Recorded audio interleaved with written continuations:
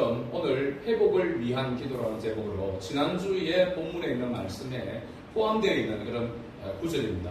그냥 지나갈까 생각을 하다가 이 말씀이 17절 말씀이 남다르게 생각이 되고 자꾸 머리에 떠올라서 이 말씀, 이 구절만 가지고 묵상하는 가운데 이 말씀을 한 번 더 나누어야 되겠다라고 이렇게 생각이 들었습니다. 그래서 오늘 요엘서 2장 17절 이 한 절 말씀을 가지고 회복을 위한 기도라고 하는 제목으로 함께 은혜를 나누고자 합니다. 우리가 이 세상을 살아가는 동안에 여러 가지 여러 모양의 어려움을 만날 수가 있습니다. 그 어려움, 우리가 원하든 원하지 않든 만나게 되는 이 어려움 앞에서 우리가 꼭 기억하고 묵상해야 될, 그리고 이 말씀을 따라 순종하게 될 때에 하나님은 반드시 회복의 은혜를 우리에게 주실 것이라는 그런 확신을 갖게 됩니다. 우리가 사실 낙심하고 무너지게 되는 그 이유를 보게 되면 사실은 물질의 문제 또 많은 비중을 차지합니다. 건강의 문제. 저도 요 근래에 며칠 이렇게 좀 몸이 안 좋아서 이렇게 아파 보니까 이건 겉으로 멀쩡하게 건강하게 보여도 조금만 이렇게 몸이 안 좋으면 이렇게 사람이 연약한 그런 모습이 되는구나. 의욕도 떨어지고 입맛도 없고 그야말로 살맛이 없는 그런 모습이 되더라고요. 그래서 이 참 연약한 존재구나 라고 하는 그런 생각을 해봤습니다.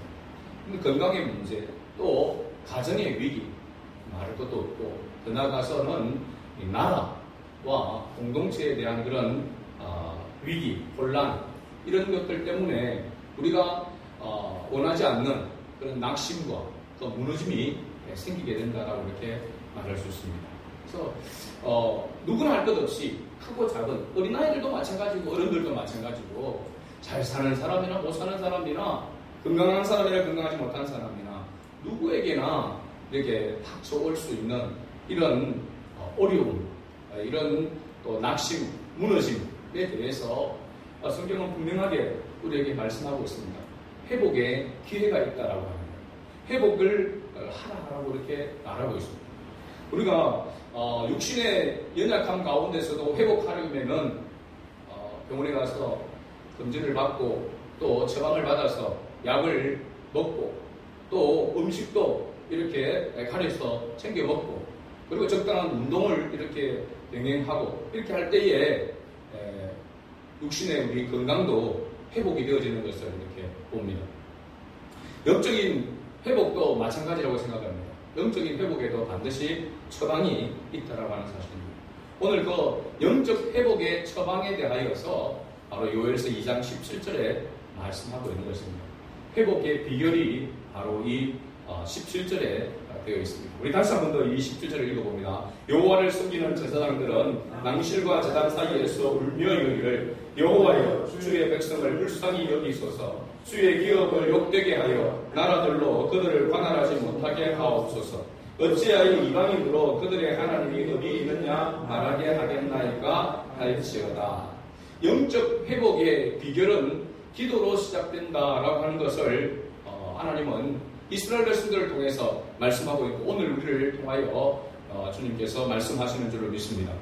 유다 백성들에게 임한 극심한 재앙, 심판, 하나님의 심판 가운데서 하나님께서 그들에게 하나님이 원하시는 회복, 하나님은 이스라엘 백성들이 고통당하고 그런 가운데서 낙심하고 연약한 가운데 머물러 있기를 하나님은 절대로 원하시지 않는다는 사실입니다. 하나님의 백성은 하나님의 백성다운 모습으로 세워지기를 원하고 하나님의 은혜 가운데 하나님을 기쁘시게 하는 그런 삶을, 행복한 삶을 살아가기를 하나님은 너무나도 원하십니다. 그러나 원치 아니하게 이스라엘 백성들은 자기들의 허물과 죄악으로 말미암아 결국은 하나님을 떠나게 되어지고 하나님의 재앙을 받게 되는 것입니다. 그래서 하나님은 그 이스라엘 백성들이 다시 회복되어지기를 너무나도 원하시는 거죠. 그 회복을 위해서 하나님께서 기도를 말씀하고 있는 것을 봅니다. 오늘 이 회복을 위한 기도 가운데 가장 먼저 이 회복을 위해서 기도를 시작해야 될 대상자가 누구인가? 라고 여기에 기록하고 있습니다. 누굽니까? 여호와를 섬기는 제사장들이라고 말하고 있습니다. 여호와를 섬기는 제사장들. 당시 제사장들의 역할이 어떤 부분인가라고 하는 것을 보면 하나님과 하나님의 백성 사이에 중보자적인 역할을 하는 사람이 바로 제사장들입니다. 기름 부어서 세운 직분자들이죠. 자, 하나님과 하나님의 백성 사이에 중보자적인 역할을 어떤 모습으로 하는 것이냐면, 하나님은 하나님의 백성이 죄를 범하였을 때에 그 죄를 대속할 수 있는 은혜의 방편을 하나님께서 마련해 주셨습니다. 그 은혜의 방편은 뭐냐면 자기 죄를 대신해서 하나님 앞에 제물을 드리는 것입니다. 자기의 형편에 따라서 어떤 사람은 아무것도 좀 연약한 그런 가운데 있는 사람은 밀가루를, 그 다음에는 좀 나은 사람은 비둘기를, 그 다음에 좀 더 나은 사람은 양을, 그 다음에 소를 이렇게 잡아서 하나님 앞에 제물로 이렇게 드렸습니다. 자, 자기의 죄를 대신해서 가지고 제물을 끌고 가지고 오면 제사장은 그 제물에다가 그 사람의 죄를 전가시키며 손을 얹어서 그 제물에다가 안수를 한단 말이죠. 그래서 그 죄인의 죄를 그 제물에게 전가시켜서 그 제물을 태워서 하나님 앞에 올려드립니다. 그러면은 죄 용서함을 받도록 해주시는 것입니다. 이것이 바로 하나님께서 죄를 사해주는 은혜의 방편입니다. 구약시대에.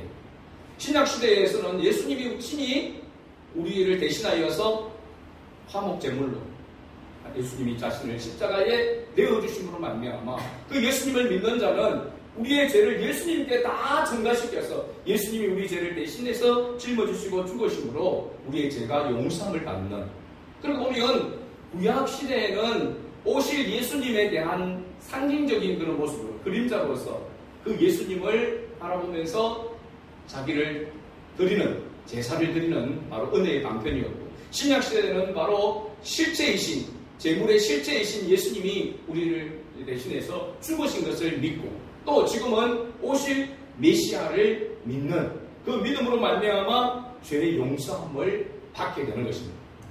그래서 하나님과 우리 사이에 중보자는 누구인가? 라고 보면은 오직 예수 그리스도가 되는 것입니다. 예수 그리스도만이 중보자가 되는 것이죠. 그래서 이 신약 시대에는 제사장이 누구냐?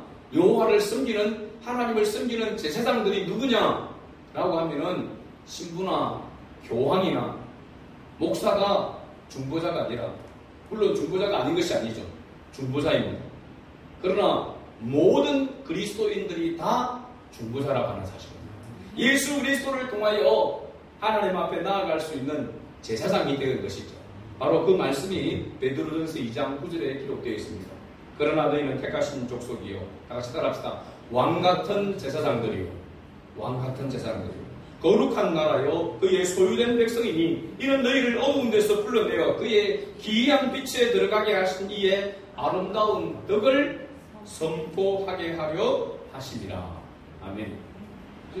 베드로전서 2장 9절 이 말씀, 너희는 택하신 족속이요, 왕같은 제사장들이라고 했습니다. 그래서 우리 개혁주의 신학에 있어서의 중요한 것 가운데 하나가 바로 만인 제사장입니다. 만인 제사장. 만인 제사장이라고 하는 것은 예수 그리스도를 믿는 모든 사람들은 다 제사장이다라고 말하고 있는 거죠.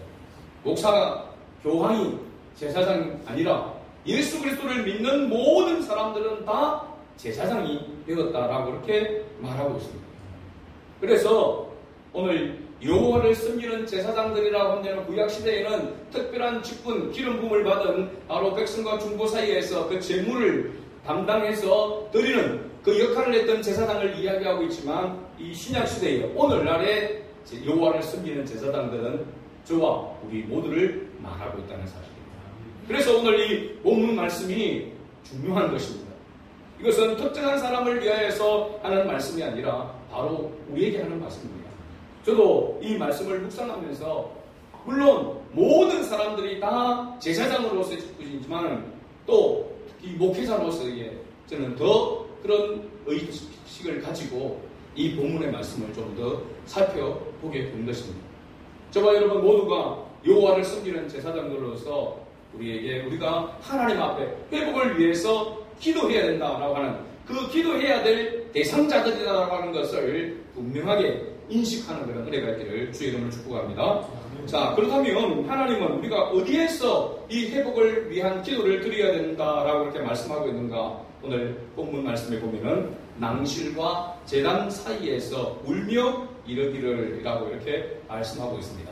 낭실과 제단 사이는 어디를 말하고 있는 것일까? 낭실은 바로 성소의 입구를 말하는 장소를 말하고 있습니다. 우리가 출애굽기에서 성막에 대해 공부했잖아요. 성막을 보면 성막은 크게 두 부분으로 이렇게 나눕니다. 무엇과 무엇으로 나누죠? 성소와 지성소로 이렇게 나눕니다. 그런데 엄격하게 보면은 성막을 두르는 그 울타리가 있죠, 그죠? 울타리 벽이 있습니다. 그 벽이 있고 그 벽 안에서의 문을 열고 들어가면 가장 먼저 성막뜰이 있습니다. 성막뜰. 그러니까 성막이 안에 있고 그 성막을 둘러서 막이 쳐져 있고 그 안에 성막뜰이 있습니다. 마당이라고 말할 수 있습니다. 거기에는 뭐가 있었죠? 번제단이 있었습니다. 번제단. 그러니까 재물을 가지고 오면 제사장들이 거기서 잡아서 그 번제단에 올려서 태우는 바로 번제단이 있습니다. 그리고 번제단에서 재물을 태우고 난 다음에 제사장들이 손을 씻는 뭐가 있었습니까? 물두멍이 있었습니다. 물두멍. 이게 성막뜰에 있는 것이고 그 성막뜰에서 이제 성막 안으로 들어가게 됩니다. 그러면 그 성막 안에 들어갈 때에 거기를 성소, 그리고 성소와 지성소 사이에 또 막이 있습니다. 그렇죠? 휘장이 쳐져 있다라고 했습니다. 바로 이 낭실이라고 한다면은 이 성막들에서 성막 안으로 들어가서 지성소로 들어가기 전에 그 장소를 이야기하고 있습니다. 지성소에는 대제사장만이 1년에 한 번씩만 들어갈 수 있도록 이렇게 해놓았습니다. 그렇죠? 우리가 말씀을 볼 때에. 그러면 이 낭실과 제단이라고 한다면은 바로 이 공간은 예배와 중보, 회개가 이루어지는 거룩한 공간이라고 이렇게 말할 수 있는데요.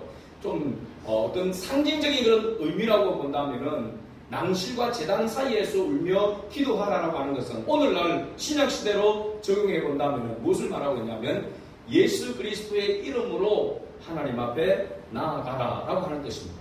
낭실과 제단 사이, 다시 말하면 이것은 주님 앞으로, 하나님 앞으로 나아가는 그 통로가 되는 것입니다. 그게 바로 우리가 주님 앞으로 나아갈 수 있는 유일한 통로는 예수 그리스도인 것입니다. 그래서 우리가 주님 앞에 기도할 때에 가장 먼저 주님의 이름을 부르고 주님의 이름으로 기도해야 하는 것입니다. 할렐루야.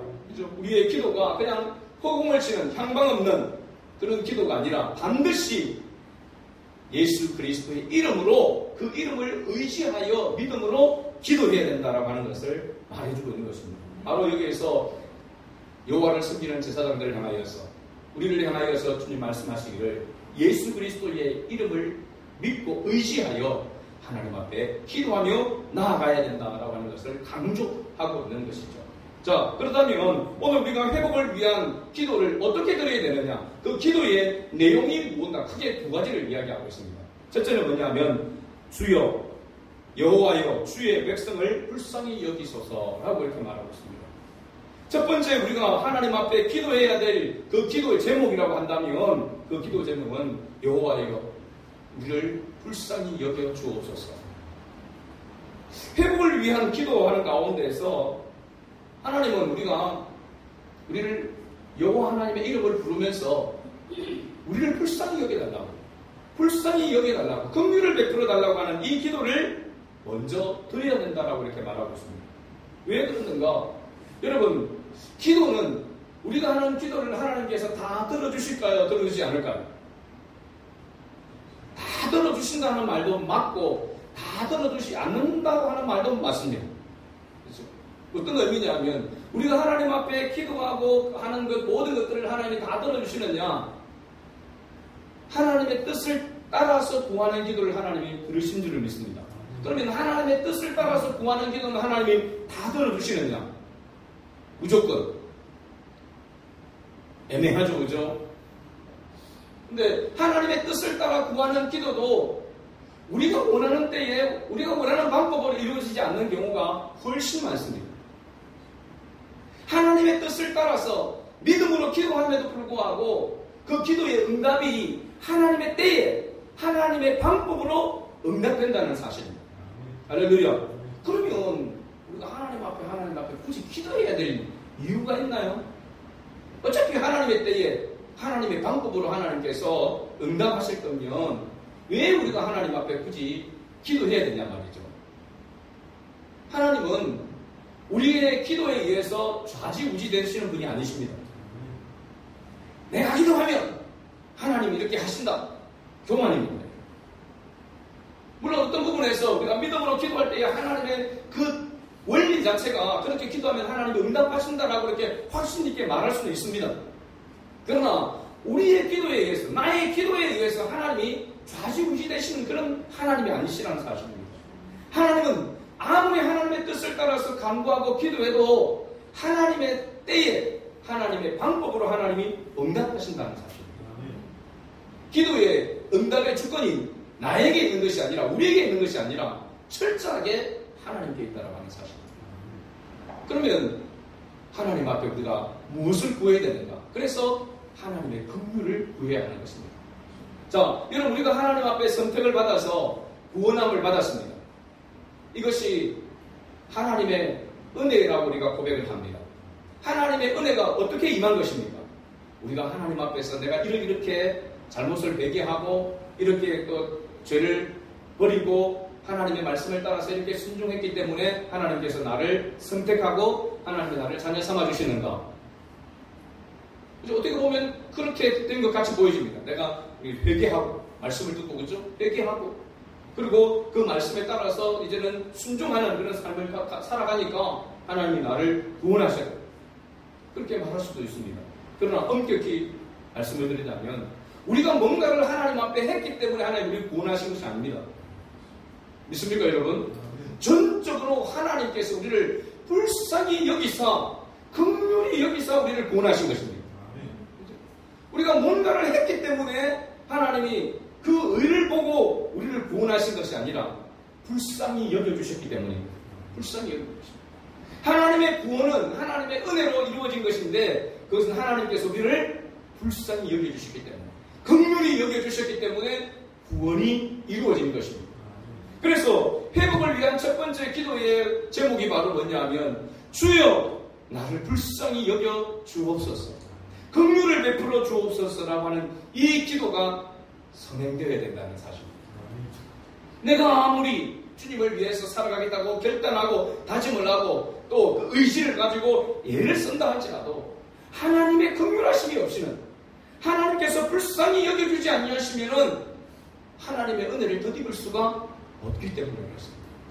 그래서 우리는 주님 앞에 기도할 때마다 기도의 자리에 앉을 때마다 머리를 숙일 때마다 하나님 아버지 나를 불쌍히 여겨주옵소서 이 기도가 먼저 선행되어야 되는 것입니다. 이것을 구하고 저것을 구하고 이것을 찾고 저것을 찾고 하기 전에 가장 먼저 하나님 앞에 해야 될 게 뭐냐면 긍휼을 구하는 겁니다. 그래서 우리가 하나님 앞에 연약한 가운데 있어서 회복을 바라고 하나님 앞에 나가서 기도할 때에 하나님의 은혜가 임하게 되어지고 회개의 영이 부어지게 되어질 때에 나타나는 현상을 보면 저 경험도 그렇고 대부분의 사람들 모두가 다 어떤 모습이냐 그냥 주여 불쌍히 여겨달라는 것입니다. 주님께서 그 불쌍히 여겨주심을 또한 느끼게 될 때에 감사하게 되는 거죠. 감사 찬양할 수밖에 없는 거죠. 하나님 나 같은 죄인을 불쌍히 여겨주셔서 다시 긍휼을 베풀어 주시는 것을 하나님 감사합니다. 내가 뭐가 잘났어가 아니라 하나님의 긍휼하심이 하나님께서 불쌍히 여기심으로 하나님께서 다시 또 은혜를 베풀어 주시니 하나님 감사합니다. 그래서 우리가 주님 앞에 엎드릴 때마다 주님 앞에 나올 때마다 가장 먼저 주님 앞에 구해야 될 기도의 제목 가운데 1순위가 주여 나를 불쌍히 여기소서라고 하는 것입니다. 한번 따라합시다. 주여 나를 불쌍히 여기소서. 이 기도가 항상 먼저 진행되어야 됩니다. 이것은 하나님이 나를 어떻게 긍휼히 여기서 하나님께서 나에게 은혜를 베풀어 주시는지를 깨달은 사람은 당연히 이 기도가 나올 수밖에 없지만 그렇지 못하다 할지라도 하나님 긍휼을 베풀어 주옵소서. 하나님의 긍휼을 베풀어 주셔서 하나님의 이 은혜를 하나님의 이 사랑을 하나님 더 깊이 깨닫게 해 주옵소서. 온 몸으로 전인격적으로 하나님의 사랑을, 하나님의 긍휼을 깨닫게 하여 주옵소서. 그런 은혜가 있어야 될 줄로 믿습니다. 그래서 우리가 하나님 앞에서 연약함을 느낄 때마다, 부족함을 느낄 때마다 우리는 주님 앞에 엎드려서 가장 먼저 주님의 이름으로 하나님 앞에 긍휼을 구하는 기도로 나아가야 한다는 사실입니다. 주님의 긍휼을. 두 번째 기도는 뭡니까? 두 번째 기도는 장황하게 설명되어 있지만 한마디로 요약하자면 하나님의 영광을 위한 기도를 하라고 말하고 있습니다. 하나님의 영광. 자, 주의 기업을 욕되게 하여 나라들로 그들을 관할하지 못하게 하옵소서. 이방인들을 말하고 있습니다. 이방인들이 주의 기업을 욕되게 한다.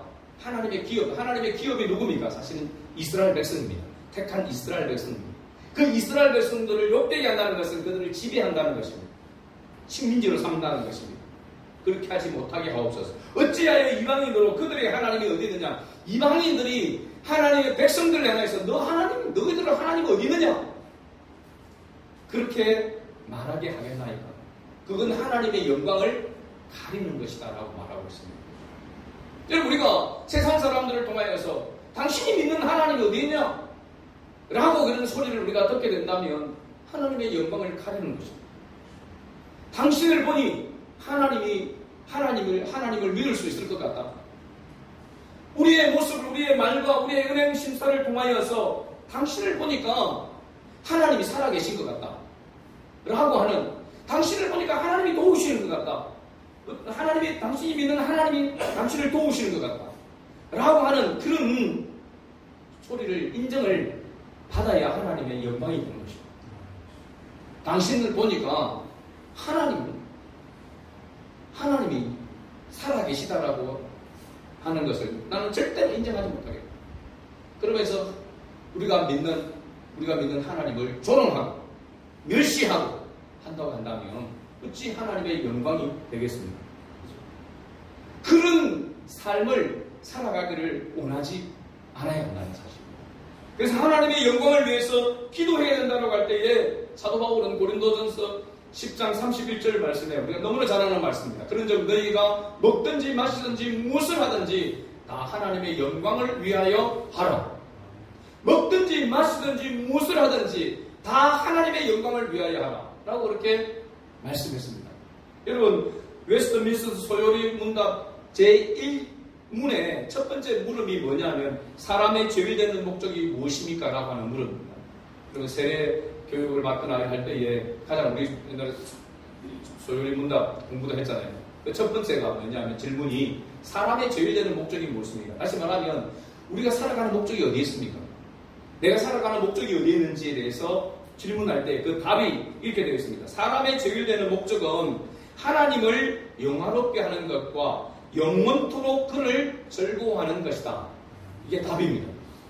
한번 따라합시다. 사람의 죄일되는 목적은 하나님을 영화롭게 하는 것과 그를 즐거워하는 것이다. 할렐루야.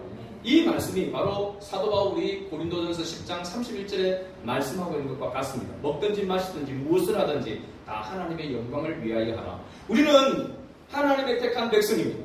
하나님의 택한 백성은 하나님의 영광을 드러낼 수밖에 없는 존재인 것입니다.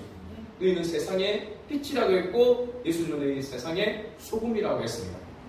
썩어지고 않는 곳에 그 썩음을 방지하는 소금의 역할이, 소금이 바로 우리 그리스도인이라고 이렇게 말하고 있습니다.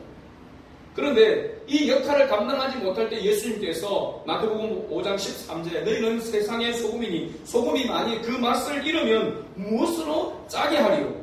후에는 아무 쓸데없어 다만 밖에 버려져 사람에게 밟힐 뿐이니라. 소금이 소금의 맛을 잃어서 사람에게 밟히게 되는 것이 바로 뭐냐? 하나님의 영광을 가리는 것입니다. 하나님의 영광을 가리는 것입니다. 소금은 소금으로서의 역할을 해야 되는 것입니다. 소금이 소금의 역할을, 그런 존재, 그 정체성을 가지고 있어야 되는 것이죠. 하나님의 자녀인 우리는 하나님의 말씀 안에 서 있어야 하는 것입니다. 그래서 하나님의 백성들로 말미암아 하나님의 영광이 가리워진다라고 하는 것이, 그 가리워지는 원인이 무엇인가? 라고 보면 그것은 죄입니다.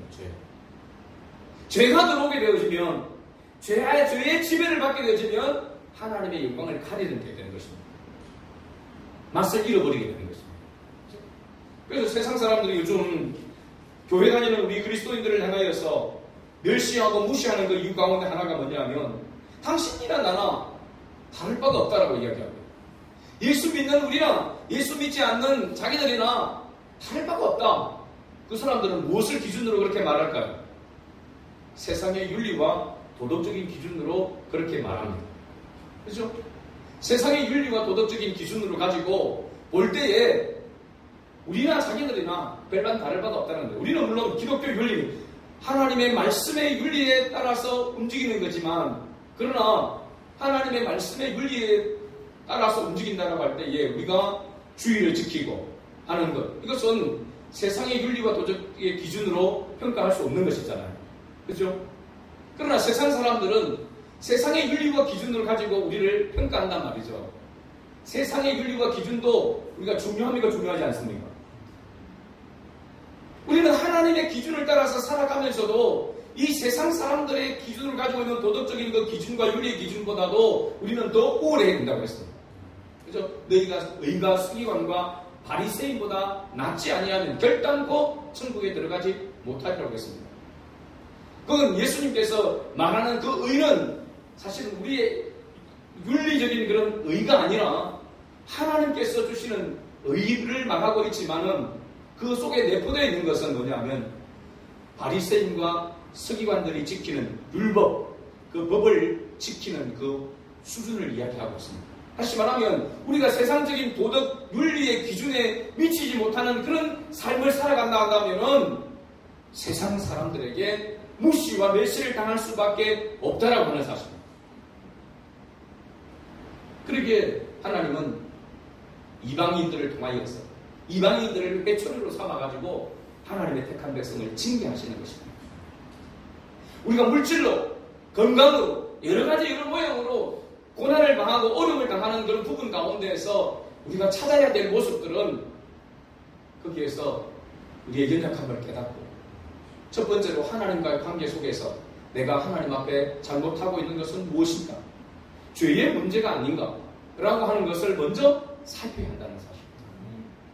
하나님의 영광을 가리게 되어지는 바로 원인이 죄에서 비롯되기 때문에 우리가 하나님의 영광을 위해서 살아가지 못한다고 한다면 반드시 우리가 이 죄에서 빨리 벗어나야 하는 것입니다. 하나님의 긍휼을 구하면서 나아갈 때에 하나님께서 깨닫게 해주십니다. 여러분, 우리가 깨닫는 죄는 어떤 윤리와 도덕적인 그 기준을 가지고 죄를 깨닫게 하지만은 성령께서, 하나님께서 우리에게 회개의 영을 부어주실 때는 우리가 생각지도 못했던, 죄로 여기지 못했던 그 죄가 죄라고 하는 사실을 깨닫게 해주시는 것입니다. 그래서 회개하지 아니하고는 눈물을 흘리며 통곡하며 애통하며 회개하지 아니하고는 견딜 수 없는 마음을 주시는 것입니다. 이건 양심에 의해서 회개하는 회개가 아닙니다. 잘못을 뉘우치는 것이 아닙니다. 이건 내 안에서부터 원래 나오는 회개가 아닙니다. 위로부터 주님께서 주시는 회개가 나오는 것입니다. 그래서 우리가 하나님 앞에 회복을 위해서 무엇보다도 먼저 주여 나를 불쌍히 여기소서라고 나아가야 한다는 사실입니다. 어디에서? 낭실과 제단 사이에서 예수 그리스도의 이름으로, 낭실과 제단이라고 할 때에 예수 그리스도의 이름이라고 할 때 그것이 오늘날 어디를 말하고 있는가라고 본다면 교회입니다. 여러분, 교회 공동체, 예배인 것입니다. 이 예배를 통하여서 우리가 하나님 앞에 긍휼을 구하며 나가야 한다는 사실입니다. 그래서 교회 중심의 삶을 다시 회복해야 하는 것입니다. 여러분, 아무리 바쁘고 아무리 분주하고 아무리 힘들고 어려워도 교회 중심의 신앙생활을 회복해야 한다는 사실입니다. 그래서 긍휼을 구해야 하는 것입니다. 우리가 하나님의 영광을 가리지 않도록 하는 것도 매우 중요합니다. 하나님의 은혜로 그렇게 해야 합니다. 하나님의 영광을 가리는 것이 보다가 하나님의 이 영광을 드러내는 존재가 되어야 될 줄로 믿습니다. 우리가 사실 하나님의 말씀대로 지키며 살아가려고 하는 것, 이거 굉장히 어렵습니다. 십계명을, 그 계명을 따라서 지키려고 하면은 사실 쉽지 않습니다. 그렇잖아요. 그런데 하나님의 은혜가 임하여서 하나님의 사랑이 우리 안에 충만하게 되면 십계명은 아무런 어려움 없이 거리낌 없이 즐겁게 지킬 수 있습니다. 믿습니까 여러분? 하나님의 사랑이 우리에게 부음받아지고 하나님의 은혜가 충만하게 되면 하나님 외에 다른 것을 섬길 수가 없습니다. 하나님의 이름을 망령되이 일컬 수가 없습니다. 주의를 어길 수가 없습니다. 그렇죠? 주의를 지키는 것이 즐겁습니다. 하나님의 말씀을 따라 살아가는 삶이 즐겁습니다. 이웃을 사랑하는 것 즐겁습니다. 기꺼이 즐거이 헌신하게 되어지는 것입니다. 기쁨으로 누가 인정해주지 않아도 살아갈 수가 있습니다. 그렇게 그게 하나님의 법입니다. 그래서 십계명은 사랑의 법입니다. 사랑의 법. 사랑의 법입니다. 그렇죠? 그래서 우리가 하나님의 영광을 가리지 않고 드러내는 삶은 바로 베드로 전서 2장 9절에서 말씀하고 있기를 하나님이 우리를 죄에서 구원하신 예수 그리스도의 그 아름다운 덕을 뭐하게 하라 하심이라고 했습니까? 선포하게 하려 하십니다. 다시 말하면 우리가 적극적으로 주님의 뜻을 따라서 살아가게 되면 전도하는 삶을 살아가게 되면 우리가 죄를 짓는 일에서 멀어지게 됩니다. 자동적으로. 여러분 생명을 구원하는 것, 영혼을 구원하는 그 일에 기도하면서 전심전력하게 되면 죄를 짓는 일이 자동적으로 멀어지게 됩니다. 우리가 예배하는 삶, 하나님과의 관계를 이게 충만하게 되어지면 자동적으로 세상과 멀어지게 되죠. 교회를 가까이 하게 되면 세상과 멀어지게 됩니다. 죄와 멀어지게 된다는 것은 사실은. 근데 교회와 자꾸 멀어지게 되면 세상과 가까워지게 되죠. 죄와 가까워지게 되는 것입니다. 예배와 멀어지게 되면, 말씀과 멀어지게 되면, 기도와 멀어지게 되어지면 세상과 더 가까워지게 되는 것입니다. 죄와 더 가까이 하게 되고 죄를 먹고 마시는 삶을 살아가게 되는 것입니다. 여러분은 어떻습니까? 왕같은 제사장들로 주님 우리는 부름을 받았습니다. 우리가 하나님 앞에 어떤 모습으로 나아가고 있습니까? 어떻게 하나님의 영광을 드러내며 살아가고 있습니까? 지금 이 모습으로 만족하십니까? 이 모습이 주님이 나를 부르신 모습에 합당한 모습일까요? 아니라고 한다면 우리 다시 주님 앞에 나아가야 될 줄로 믿습니다. 주님의 몸된 교회, 이 예배의 자리로 나아와야 되고 다시 기도의 자리로 나아가 주의 긍휼을 구해야 하는 것입니다. 주의 긍휼을, 주님의 은혜를 덧입어서 하나님의 영광을 위한, 이것이 회복을 위한 하나님의 처방전입니다. 이 말씀을 다시 한번 붙들고 믿음으로 나아가서 회복의 은혜를 맛보고 누리는 우리 성안의 모든 가족들이 될 수 있게 주의 이름으로 축복합니다. 아멘.